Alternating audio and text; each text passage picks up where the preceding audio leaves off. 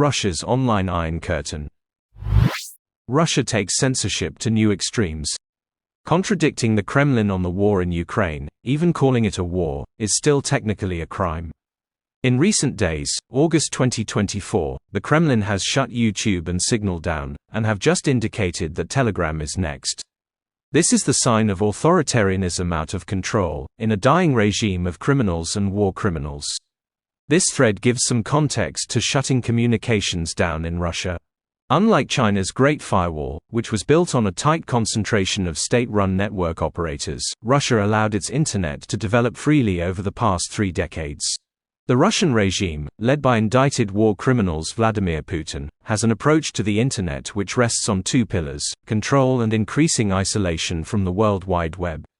Key objectives of the regime in controlling and limiting Russians from using communications include, but not limited to, limiting the spread of true information that contradicts the Kremlin and FSB propaganda, controlling the release of information damaging to Putin and the regime, including the likes of Navalny's exposé on corruption in the regime and Putin's vast hidden and stolen wealth, controlling the flow of information about the illegal occupation of Crimea, and the truth of Putin's illegal and murderous occupation of Chechnya, Georgia and Ukraine, as well as the activities, the hiding of casualty information and numbers, equipment losses and military defeats in the illegal invasion of Ukraine. These are few of the reasons Putin is set on controlling every bit of society's communications. Censorship laws in Russia. In Russia, internet censorship is enforced on the basis of several laws and through several mechanisms. Since 2012, Russia maintains a centralized internet blacklist, known as the Single Register, maintained by the Federal Service for Supervision of Communications, Information Technology and Mass Media, Roskomnadzor. The list is used for the censorship of individual URLs, domain names, and IP addresses. It was originally introduced to block sites that contain materials advocating drug abuse and drug production, descriptions of suicide methods, and containing child pornography. It was subsequently amended to allow the blocking of materials that are classified as extremist by including them to the federal list of extremist materials. According to Freedom House, these regulations have been frequently abused to block criticism of the federal government or local administrations. New laws and regulations Putin had adopted in 2016 expanded the authorities' already significant capacity to filter and block internet content automatically, no longer depending on providers' cooperation to implement the block. A law prohibiting abuse of mass media freedom implements a process for the shutting down of online media outlets. In March 2019, the bill, which introduced fines for those who are deemed, by the government, to be spreading fake news and show blatant disrespect toward the state authorities, was signed into law. The new measures will severely undermine the ability of people in Russia to exercise their human rights online, including freedom of expression and freedom of access to information. The government has built up an entire arsenal of tools to reign over information, internet users, and communications networks.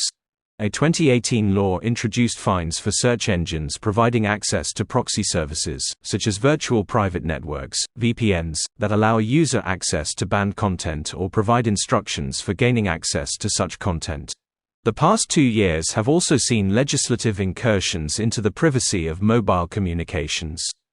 In July 2018, amendments to existing counterterrorism legislation entered into force that require telecommunications and internet companies registered with Russian authorities.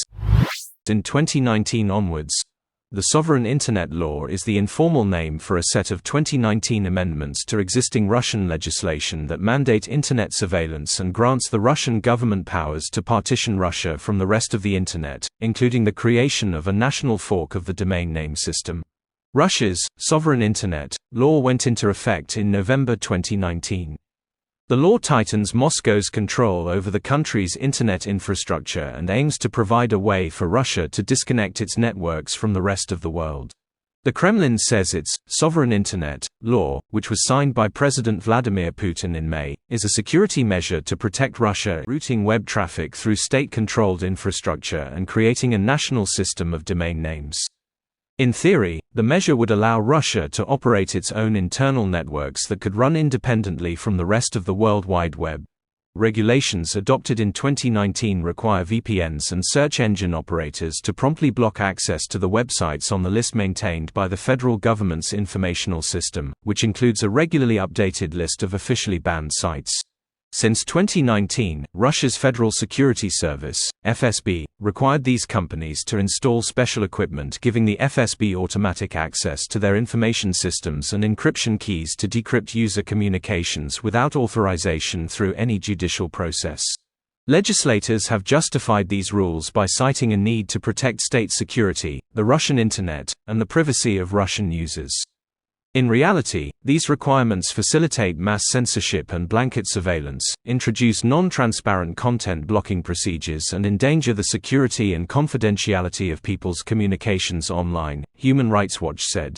These internet-related requirements are embedded in an even broader set of laws and regulations aimed at stifling freedom of expression, both online and offline.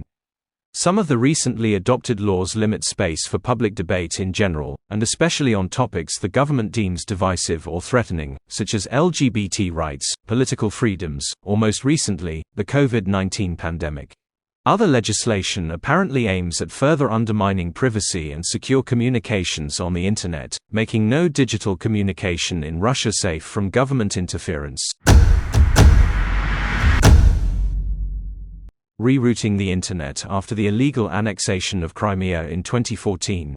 Following Russia's illegal annexation of Crimea in March 2014, Russian Prime Minister Dmitry Medvedev made a highly publicized visit to the Crimean city of Simferopol to announce plans to integrate the newly acquired territory into Russia. During his visit, Medvedev stated that it was imperative for Rostelecom, state telecom of Russia, to immediately begin construction of a submarine cable from mainland Russia to Crimea across the Kerch Strait. The transfer of important information by foreign companies is unacceptable, he said. The foreign companies he was referring to were the Ukrainian ones. In April 2014, the Russians announced that a new 46 km submarine fiber optic cable spanning the shallow littoral waters of the Kerch Strait had been completed and was operational with a reported capacity of 110 gigabits per second. The following month, Rostelecom announced that its branch in Crimea would operate under the name Miranda Media. In the subsequent months in 2014, Crimean ISPs changed how they reached the global Internet. Instead of connecting to Ukrainian telecommunications companies over the land bridge to mainland Ukraine, they connected to Russia via a submarine fiber optic cable. On December 2, 2014, Roskomnadzor blocked GitHub, which encrypts data between a user's computer and GitHub servers. Internet service providers, ISPs, were forced to block the whole website instead of the pages involved. Complying ISPs included Beeline, MTS, MGTS, and Megaphone. Maxim Kosenzov, the deputy head of Roskomnadzor, said in a statement that the block was due to GitHub not complying with earlier takedown requests for the manual on October 10, 2014. Expanding Putin's online Iron Curtain following the illegal invasion of Ukraine in February 2022. Internet censorship in Russia intensified in late February 2022 amid the country's invasion of Ukraine, due to Roskomnadzor orders and federal laws prohibiting the dissemination of dissent and, knowingly false, information regarding the Russian military, which includes any materials and reporting that does not align with official government information and statements. These orders have applied primarily to foreign, such as BBC News, Deutsche Welle, RFE, RL, Voice of America, and the Ukraine Ministry of Internal Affairs run Look for Your Own, and independent, such as Current Time TV, Interfax, and Meduza, media outlets. Facebook and Twitter were also ordered blocked in retaliation for their censorship of state-owned media outlets such as RT and Sputnik. Many Western media outlets pulled staff out of Russia after its February 2022 invasion of neighboring Ukraine, fearing retaliation against employees when the Russian Duma passed blanket laws against discrediting the Russian armed forces. DW was banned within days of the invasion, with journalists being hurried out of the country. On the 11th of March 2022, Belarusian political police Gubopik arrested and detained Mark Bernstein, a Minsk-based Russian Wikipedia editor who was editing the article about the invasion, accusing him of the spread of anti-Russian materials and of violating Russian fake news law. In April to July 2022, the Russian authorities put several Wikipedia articles on their list of forbidden sites, and then ordered search engines to mark Wikipedia as a violator of Russian laws. Russian authorities blocked or removed about 138,000 websites since Russia began its invasion of Ukraine in February 2022. In June 2024, Putin and his regime banned Russians from accessing 81 Western media sites from 25 EU nations, accusing him of systematically distributing inaccurate information about Russia's special military operation, the official name the Kremlin has given its invasion of Ukraine. The Russian Foreign Ministry said Tuesday's move was in retaliation for a May decision by the EU to block what Brussels called for Kremlin-linked propaganda networks, including the Prague-based Voice of Europe, from broadcasting in Europe. Russia had criticized the EU decision, calling it politically motivated. Brussels said the move was to combat outlets instrumental in bringing forward and supporting Russia's invasion. The 7th of August 2024, Russian authorities announced that YouTube's performance would be slowed down up to 70%. Today, it is almost inaccessible in Russia without a VPN, and uploading a short video can take hours. This is done centrally through DPI, Deep Packet Inspection, equipment, via providers. If a provider knows that a user is connecting to a YouTube server, it starts reducing the traffic, the speed drops, and all 4K videos either start buffering or YouTube switches them to low resolution. This contradicts the authorities' claims that outdated Google servers, which haven't been updated for 2 years, are to blame. Server degradation doesn't happen overnight. Here, we see interference in the traffic by Roskomnadzor, the Federal Service for Supervision of Communications, Internet Censor. The goal to reorient users to Russian networks, like RuTube and vKontakte, the most popular Russian network, controlled by the state. The latest censorship actions by the Russian regime. The 9th of August 2024, Russia's state communications watchdog said Friday it has blocked access to the Signal messaging app, the latest move in the authorities' efforts to tighten controls over information amid the fighting in Ukraine. The agency, Roskomnadzor, said it made the decision because of Signal's violation of the requirements of Russian legislation, which must be observed to prevent the messenger's use for terrorist and extremist purposes. Signal uses end-to-end encryption, making it difficult for the Russian government to intercept communications. The 9th of August 2024, Putin has signed a new law that imposes strict regulations on instant messaging services and social media platforms, particularly targeting channels with large audiences. This move is seen as part of the government's broader strategy to tighten control over information and communication within the country. Key provisions of the new law. Mandatory registration for popular channels. The law requires owners of messaging channels and social media pages with over 10,000 followers to register with Roskomnadzor, Russia's media watchdog. These channel owners must provide detailed information about themselves, allowing the government to identify and monitor their activities. Failure to comply will result in significant restrictions, including a ban on advertising, funding solicitations, and the reposting of content from unregistered channels. Regulation of messenger services. The law mandates that messaging services ensure users do not receive unsolicited messages from unknown senders. Additionally, messaging platforms must provide user information to authorities upon request, further increasing state oversight of digital communications. Stricter SIM card regulations. The law limits the number of SIM cards a Russian citizen can own to 20, while foreign nationals are restricted to 10. These limits apply to both personal and corporate SIM cards. Telecom operators are required to verify subscriber information using various state-controlled identification systems before activating services, and they must report this data to the state's SIM card control system. Cash payments and identification. Cash payments for telecommunication services will only be allowed through bank branches, postal services, or other government-designated organizations. These transactions must include verification of the payer's identity, a move aimed at further curbing anonymous communications.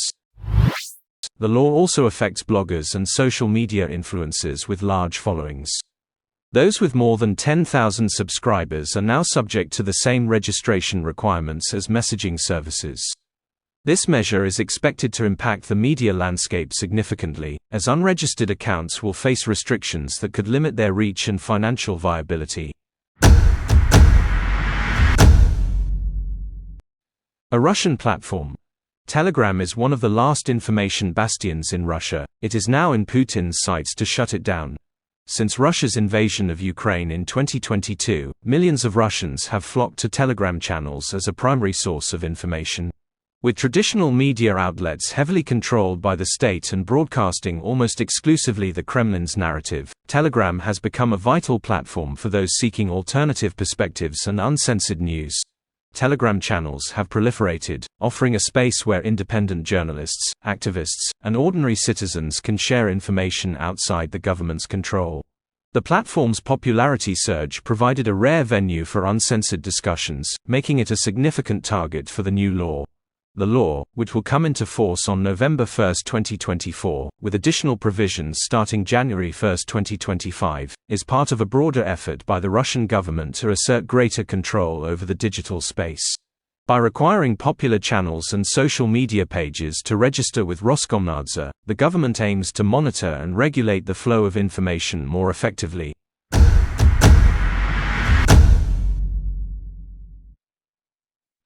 Folks, I self-fund my equipment, research and subscription costs. I would appreciate your coffee support.